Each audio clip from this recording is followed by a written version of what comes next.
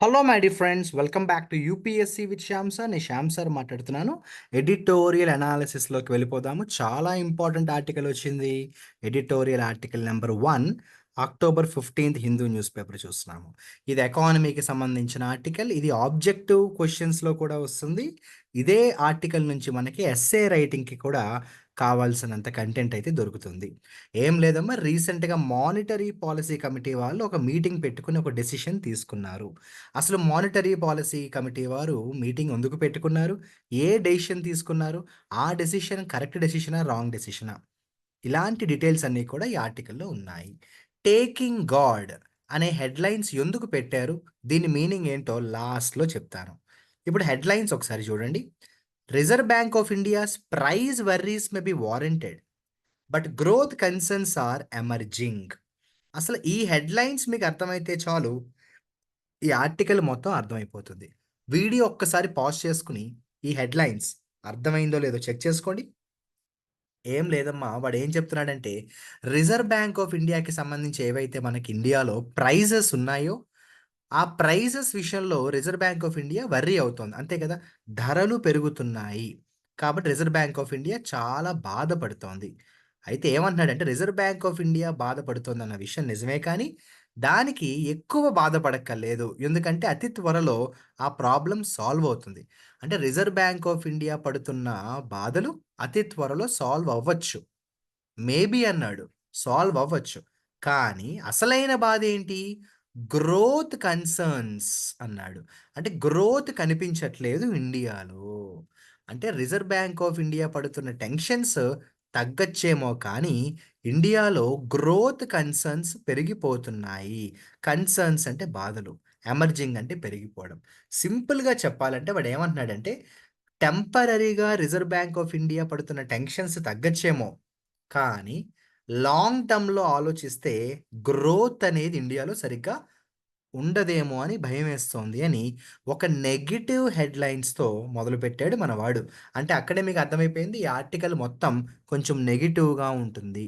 First sentence. In a 5:1 majority verdict, Reserve Bank of India's Monetary Policy Committee last week decided to hold benchmark interest rate at 6.5, the same level it has been since April 2023. రీసెంట్‌గా reserve Bank of ఇండియాకి సంబంధించిన monetary policy committee వాళ్ళు meeting పెట్టుకున్నారు. ఒక decision తీసుకున్నారు. అయితే ఆ డెసిషన్‌కి voting system పెట్టుకున్నారు. అందులో 5:1 మెజారిటీ అంటే ఒక్కళ్ళు మాత్రం రివర్స్‌లో అంటే వద్దు అని చెప్పారు. ఐదుగురు మాత్రం సపోర్ట్ చేశారు. సో, 5:1 మెజారిటీలో మొత్తానికి డెసిషన్ తీసుకున్నారు. ఏమని అంటే, ఇంట్రెస్ట్ రేట్స్ 6.5 దగ్గర ఉంచాలి అని డెసిషన్ అయితే తీసేసుకున్నారు. ఇది కొత్తదేం కాదు. ఆఫ్‌కోర్స్ జరిగిన మీటింగ్ రీసెంట్‌గా జరిగింది. కానీ మీరు చూస్తే ఏప్రిల్ 2023 నుంచి కూడా ఇంట్రెస్ట్ రేట్స్ ఇంతే ఉన్నాయి. అంటే మానిటరీ పాలసీ కమిటీ వాళ్ళు పెట్టుకున్న మీటింగ్‌లో తీసుకున్న డెసిషన్ ఏంటంటే, ఏప్రిల్ 2023 నుంచి ఉన్న ఇంట్రెస్ట్ రేట్లే అలా ఉంచండి. దాన్ని మార్చకండి అని డెసిషన్ తీసుకున్నారు. ఎంత interest rate? 6.5. One of the three newly inducted external members in the panel pushed for a 25 basis points rate cut, perhaps citing the decline in the headline inflation rate below the RBI's median target of 4% in July and August. ఏమీ లేదమ్మా. ఇప్పుడు 6.5% interest rate ఉంచాలి అని ఎంతమంది చెప్పారు? 5 members ఓటేశారు. ఒక్కళ్ళు మాత్రం దానికి వద్దు అని ఓటేశారు. ఆ ఒక్కళ్ళ గురించి చెప్తున్నాడు. ఏమని అంటే, one of the 3 newly inducted external members. రీసెంట్‌గా మానిటరీ పాలిసీలో ముగ్గురు బయట వాళ్ళొచ్చారట. ఆ ముగ్గురు కొత్త వాళ్ళలో ఒక పర్సన్ మాత్రం ఏం చేశాడంటే, 25 బేసిస్ పాయింట్స్ రేట్ కట్ చేయండి, తగ్గించండి అన్నాడు. అంటే 0.25 పర్సెంటేజ్ పాయింట్స్ తగ్గించండి అన్నాడు. ఎందుకు తగ్గించాలి అని అడిగితే దానికి అతను చెప్పిన ఆన్సర్ ఏంటంటే, decline in the headline inflation rate. మనకి హెడ్‌లైన్ ఇన్‌ఫ్లేషన్ రేట్ తగ్గింది కాబట్టి, మనం కూడా ఇంట్రెస్ట్ రేట్ 0.25% తగ్గించాలి అని అన్నాడు. Below the Reserve Bank of India's median target of 4%. జులైలో మన టార్గెట్, ఆగస్ట్‌లో మన టార్గెట్ ఎంత అంటే 4%. సో, దీనికంటే తక్కువ మనకి హెడ్‌లైన్ ఇన్‌ఫ్లేషన్ రేట్ ఉంది కాబట్టి, ఓవరాల్‌గా మన బెంచ్ మార్క్ ఇంట్రెస్ట్ రేట్ కూడా 0.25% తగ్గించాలి అని కొత్తగా వచ్చిన ముగ్గురిలో ఒక మెంబరు మానిటరీ పాలసీ మెంబర్స్ కొత్తగా ముగ్గురొచ్చారు కదా! అందులో ఒక మెంబర్ చెప్పాడట. అంటే 0.25 పర్సెంటేజ్ పాయింట్స్ తగ్గించండి అని. కానీ the monetary policy committee termed this downward trajectory of inflation as slow and uneven and expected this moderation to reverse from September as it has to hit a 9 month high of 5.5%. కానీ అతనలా suggestion చేసాడు. ఏమని అంటే 0.25 percentage points తగ్గించండి అని. కానీ monetary policy committee వాళ్ళు ఒప్పుకోలేదు. మిగిలిన వాళ్ళందరూ కూడా. వాళ్ళేమన్నారు అంటే termed this downward trajectory of inflation as slow. ఇలా మనం డౌన్‌వర్డ్ ట్రాజెక్టరీలోకి గాని వెళ్తే ఇది స్లోగా ఉంటుంది. అనీవెన్‌గా ఉంటుంది. కంగారు పడకండి. ఇది త్వరలో రివర్స్ అయిపోబోతోంది. సెప్టెంబర్ నుంచి కూడా ఇది రివర్స్ అవుతుంది. 9 మంత్ హై అంటే లాస్ట్ 9 మంత్స్‌లో లేనట్టుగా 5.5%కి రీచ్ అవుతుంది అని వాళ్ళందరూ కూడా ఇతన్ని కన్విన్స్ చేశారు. The panel has not altered its 4.5% projection for retail inflation and its GDP growth estimate of 7.2% through 2025 but has reworked the math. ఏం లేదమ్మా, మానిటరీ పాలసీ కమిటీ వాళ్ళు మొత్తానికి ఏం చేశారంటే 4.5 ప్రొజెక్షన్ రిటైల్ ఇన్ఫ్లేషన్ 4.5 ప్రొజెక్షన్ ఉంటుంది అని అనుకున్నారు. అది అలాగే ఉంచారు. దాన్ని ఏమీ మార్చలేదు. అలాగే జీడీపీ గ్రోత్ ఎస్టిమేట్ 7.2% ఉంటుంది అన్నారు. దాన్ని కూడా మార్చలేదు. యాక్చువల్‌గా ఏంటంటే నాన్న, నేను కంగారు పడకండి. ఈ ఆర్టికల్ మొత్తం టెక్నికల్ ఇన్ఫర్మేషన్‌తో ఉంటుందన్నమాట. పర్సెంటేజెస్ అవి కనిపిస్తాయి. అయితే అవి ఇంపార్టెంటే. అంతకంటే ఇంపార్టెంట్ ఏంటంటే ఓవరాల్‌గా వీడు ఏం చెప్పడానికి ట్రై చేస్తున్నాడు అన్నది ఇంపార్టెంట్. నేను మీకైతే లాస్ట్‌లో చెప్తాను, don't worry. So, monetary policy committee వాళ్ళు ఏం చేశారు అంటే రిటైల్ ఇన్‌ఫ్లేషన్ 4.5%లోనే పెట్టారు. జీడీపీ గ్రోత్ ఎస్టిమేట్ ఏమో 7.2లోనే ఉంచారు. దాన్ని మార్చలేదు. In the second quarter of in the second quarter, it expected inflation to average 4.1% instead of 4.4. But the September number takes it over 4.2. యాక్చువల్‌గా ఏంటంటే మన వాళ్ళు సెకండ్ క్వార్టర్‌లో ఇన్ఫ్లేషన్ ఎక్కడికొస్తుంది అనుకున్నారంటే 4.1కి వస్తుందనుకున్నారు. కానీ సెప్టెంబర్‌లో చూస్తే 4.2కి వచ్చిందనమాట. ఏది? Inflation rate. మన వాళ్ళు 4.1 వస్తుందనుకున్నారు. కానీ 4.2కి వచ్చింది మన ఇన్ఫ్లేషన్ రేట్. అలాగే ఇంకో మాట ఏమన్నాడు చూడండి. In third quarter, inflation is now expected to average 4.8 from the August estimate of 4.7 before easing to 4.2 between Jan and March. So second క్వార్టర్‌లోనేమో మన వాళ్ళు 4.1 ఉంటుందనుకున్నారు. కానీ 4.2 ఉంది. థర్డ్ క్వార్టర్‌లో మన వాళ్ళు ఎక్స్‌పెక్ట్ చేస్తుందేంటంటే 4.8 వరకు రావచ్చు అని ఎస్టిమేట్ చేస్తున్నారు.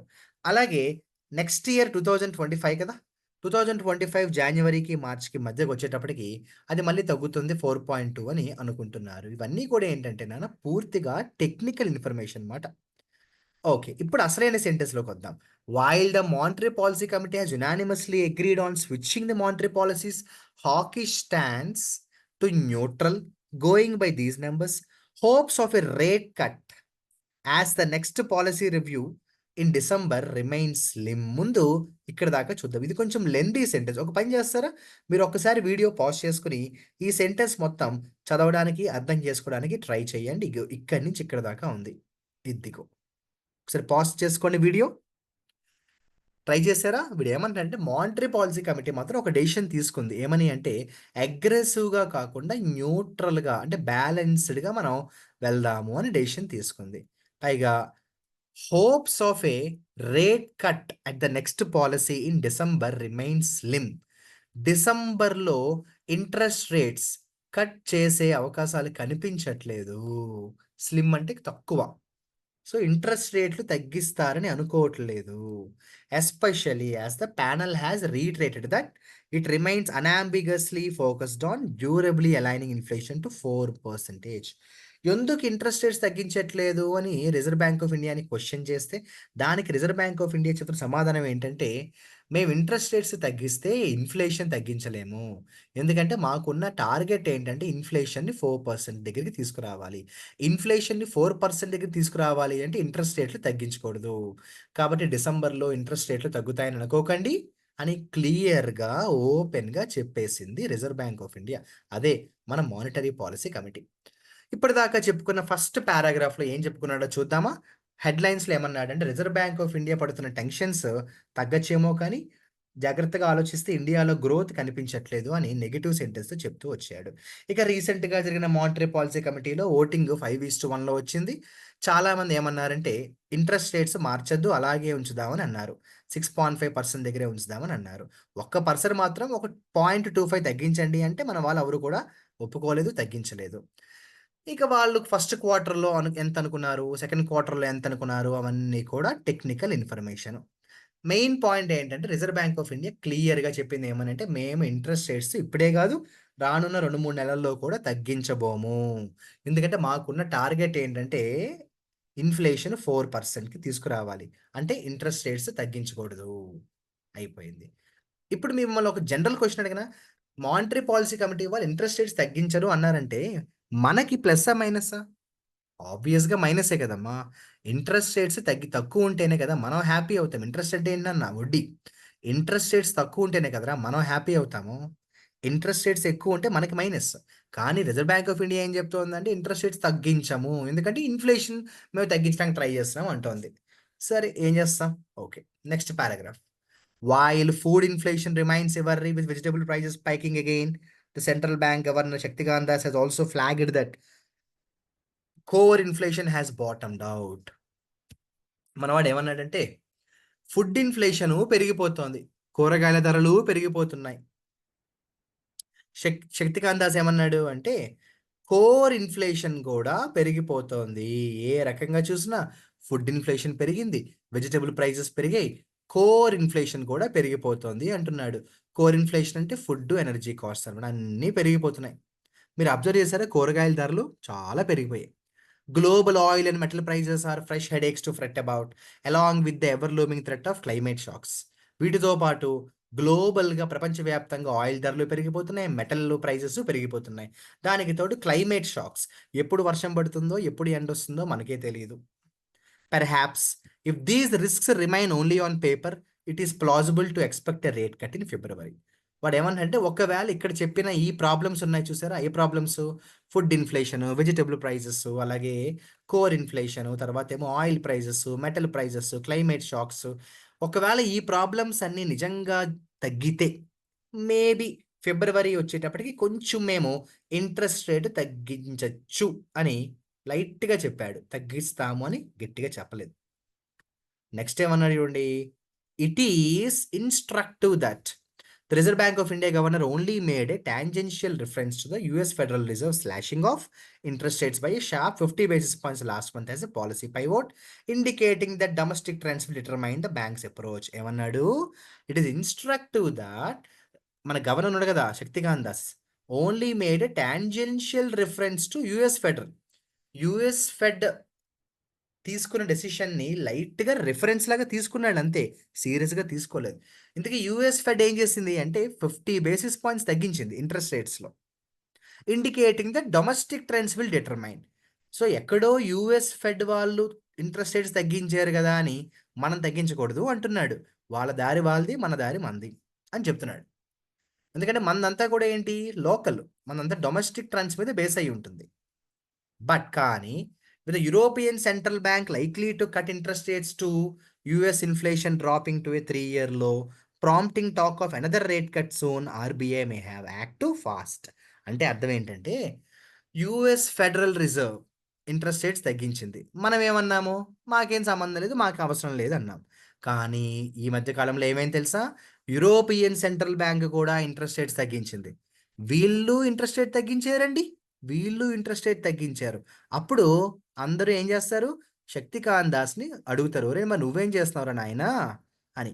ఆ భయంతోటేనా మేబీ ఒకవేళ ఈ 2, 3 నెలల్లో మన రిజర్వ్ బ్యాంక్ ఆఫ్ ఇండియా కూడా ఇంట్రెస్ట్ రేట్ తగ్గించొచ్చు. ఎందుకంటే ప్రెషర్ పెరుగుతుంది. ఇప్పుడు ప్రపంచంలో ఉన్న ఇతర దేశాలన్నీ కూడా ఒక డెసిషన్ తీసుకున్నప్పుడు మనతో కంపారిజన్‌లో మనం కూడా డెసిషన్ తీసుకోవాల్సొస్తుంది కదా! కాబట్టి శక్తికాంత్ దాస్ కూడా ఇంట్రెస్ట్ రేట్ తగ్గించొచ్చు అని అంటున్నాడు. నోటబ్లీ, though it remains more bullish than most agencies on India's growth trajectory, there are clear signs of a cooling in economic activity in the first half of this year, with stuttering car sales reflecting weak urban consumption, industrial output slipping into contraction. అమ్మ బాబోయ్ sir! ఇంత పెద్ద సెంటెన్సా sir? సరేరా ఓ పని చేస్తారా? ఇదిగో bracket పెట్టాను గదా! ఒకసారి వీడియో పాజ్ చేసుకొని సెంటెన్స్ ఏంటో చదవండి చూద్దాం. ఏం లేదు వాడేమన్నాడంటే, notably though it remains more bullish than most agencies on India's growth trajectory. It remains more bullish. Bullish అంటే కొంచెం అగ్రెసివ్. వేరే ఏజెన్సీస్‌తో కంపేర్ చేస్తే మనం కొంచెం అగ్రెసివ్‌గానే వెళ్తున్నాం. It remains more bullish than most agencies అన్నమాట. There are clear signs of cooling in economic activity in the first half of the year. ఈ ఇయర్‌లో 2024లో ఫస్ట్ హాఫ్ యాక్చువల్‌గా మనం కొంచెం ఎకనామిక్ యాక్టివిటీలో బ్యాలెన్స్ చూసాం. With stuttering car sales reflecting weaker urban consumption. 2024లో ఏమైందంటే కార్ సేల్స్ బాగా పడిపోయాయి. దానివల్ల అర్బన్ కన్జంప్షన్ తగ్గిపోయింది. ఇండస్ట్రియల్ అవుట్‌పుట్ తగ్గిపోయింది. కాబట్టి 2024లో మిగిలిన కంట్రీస్ చాలా అగ్రెసివ్‌గా ఉన్నాయి. మనమేమో చాలా డల్‌గా ఉన్నాం. ఎందుకు మనం డల్‌గా ఉన్నాము అంటే, మన ఎకనామిక్ యాక్టివిటీ అసలు 2024లో చాలా డౌన్ ఉంది. కార్ సేల్స్ పడిపోవడము, అర్బన్ కన్జంప్షన్ పడిపోవడము, ఇండస్ట్రియల్ అవుట్‌పుట్ పడిపోవడము, వీటి వల్ల ఏమైందంటే వేరే కంట్రీస్‌తో మనని మనం కంపేర్ చేసుకోకుండా మన దారిలో మనం వెళ్ళాము. If the tide doesn't turn on this front, the Monetary Policy Committee that has vowed to keep supporting growth could have an unenviable dilemma on its hands in the coming months. లాస్ట్‌గా వీడేం చెప్పాడంటే, ఒకవేళ కానీ situation ఇలాగే continue అయితే, అతి త్వరలో reserve Bank of India, అలాగే మానిటరీ పాలిసీ కమిటీ చేసిన ప్రామిసెస్ అన్నీ ఫెయిల్ అవుతాయి. కాబట్టి సిట్యుయేషన్ ఇలాగే ఉంటే మాత్రం డేంజర్. రానున్న రోజుల్లో సిట్యుయేషన్ చాలా అన్‌ఎన్వియబుల్‌గా మారబోతోంది. అంటే సిట్యుయేషన్ చాలా అన్‌ప్లెజెంట్‌గా మారబోతోంది అంటున్నాడు. నేను ముందే చెప్పాను. ఈ ఆర్టికల్ మొత్తం నెగెటివ్‌గా ఉంటుంది అని. సో, వీడు ప్రాబ్లమ్ అయితే చెప్పాడు గానీ, సొల్యూషన్ అయితే చెప్పల. టోటల్‌గా ఈ ఆర్టికల్‌లో 3 విషయాలు చెప్పాడు. అవేంటో చెప్పనా? రీసెంట్‌గా మానిటరీ పాలిసీ కమిటీ వాళ్ళు మీటింగ్ పెట్టుకున్నారు. 5:1 రేషియోలో ఓటింగ్ వేసుకొని ఇంట్రెస్ట్ రేట్స్ ఎంత పర్సెంటేజ్ గుర్తుందా? 6.5 ఉంచాలి అని అనుకున్నారు. ఒక పర్సన్ మాత్రం చెప్పాడు 0.25 తగ్గించండి అంటే వీళ్ళు తగ్గించము అన్నారు. ఇక దానికి తోడు ఏంట్రా అంటే ఇప్పుడే కాదు రానున్న 2, 3 నెలల్లో కూడా ఇంట్రెస్ట్ రేట్ తగ్గించే ఉద్దేశం లేదు. ఎందుకంటే మేము ఇన్‌ఫ్లేషన్‌ని 4కి తీసుకురావాలి అనేది మా ఎజెండా అని చెప్పారు. ఇదిలా ఉంటే ఇండియాలో ఉన్న ప్రాబ్లమ్స్ చాలా ఉన్నాయి. Food inflation, vegetable prices inflation, core inflation, climate change, oil, metal prices పెరిగిపోవడం. ఇన్ని ప్రాబ్లమ్స్ ఉన్నాయి కాబట్టి మనం ఈ టైంలో రిస్క్ చేయలేము. ఆఫ్‌కోర్స్ ఒకటైతే నిజం. వేరే కంట్రీస్ అన్నీ చాలా ఫాస్ట్‌గా ఉన్నాయి. యూఎస్ ఫెడరల్ అవ్వచ్చు, అలాగే యూరోపియన్ బ్యాంక్స్ అవ్వచ్చు, వీళ్ళందరూ కూడా చాలా బాగా ఇన్‌ఫ్లేషన్ ఐ మీన్ మన ఇంట్రెస్ట్ రేట్స్‌ని బాగా తగ్గించారు. అలా అని వాళ్ళు చేసాక మనం చేస్తామేంటి? మన స్థాయి బట్టి మనం డెసిషన్స్ తీసుకుంటాం. ఏదేమైనా వీడు చివరికి ఏం చెప్పాడంటే, ఇదే సినారియో కంటిన్యూ అయితే మాత్రం చాలా కష్టం అని భయపెట్టి వదిలేసాడు. సొల్యూషన్ ఏం చెప్పల. మరి దీనికి సంబంధించి సొల్యూషన్ ఏముంటుందో చూద్దాం. సో, మీరిప్పుడు ఏం చేస్తారంటే ఒక్కసారి నేను ఆర్టికల్ ఎక్స్‌ప్లెయిన్ చేశాను కదా! మీరు కూడా ఒక్కసారి ఆర్టికల్ చదవండి. మీకు న్యూస్ పేపర్ కావాలా? తెలుసు కదా! ఎక్కడుంటుంది? యూపీఎస్‌సి విత్ శ్యామ్ సార్ అనే టెలిగ్రామ్ ఛానల్‌లో హిందూ పేపర్ ఉంటుంది. డౌన్‌లోడ్ చేసుకోండి. ఈ ఆర్టికల్ చదవండి చక్కగా. ఇంకా అర్థం అవ్వకపోతే నన్ను కాంటాక్ట్ చేయండి. మీరు ఈ ఆర్టికల్ చదవడం కంప్లీట్ అయిన తర్వాత ఒక్కసారి వైట్ పేపర్ తీసుకొని మీకేమర్థమైందో మీ ఓన్ లాంగ్వేజ్‌లో రాస్ రాసి దీనికి సంబంధించి ఇంకా ఏమైనా వాల్యూ అడిషన్ పాయింట్స్ రాస్తే రాయండి. ఎస్సే రైటింగ్‌కి అది చాలా హెల్ప్ అవుతుంది. అలాగే మనం చేస్తున్న ఈ ఎడిటోరియల్ అనాలిసిస్ ప్రోగ్రామ్‌కి సంబంధించి మీ ఫీడ్‌బ్యాక్‌ని కూడా కామెంట్ సెక్షన్‌లో నాతో షేర్ చేసుకోండి. All the best.